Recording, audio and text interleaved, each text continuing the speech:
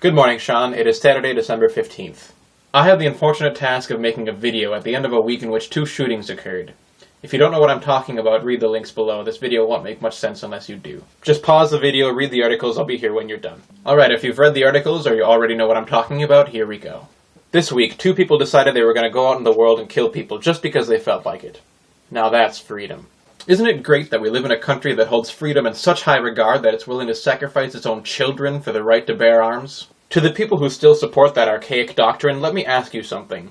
What's more important, guns or children? How many times does this need to happen before people realize that the right to bear arms isn't helping anyone?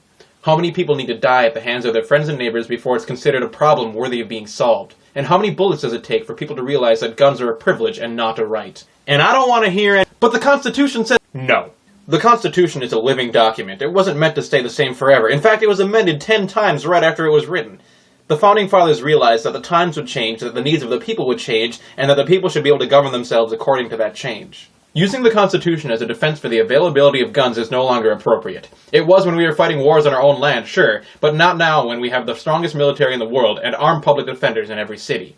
And to those who think that the right to bear arms is necessary for personal defense, let me ask, who's shooting back? Columbine High School, Virginia Tech, the movie theater in Aurora, the mall in Portland, Sandy Hook Elementary School. Who shot back?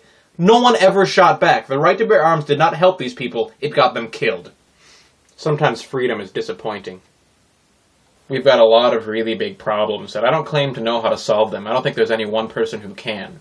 But I'm really hoping people in this country and the rest of the world can get together and start solving them. My advice right now is to not waste time and energy hating the people who committed these crimes. They're not worth the effort.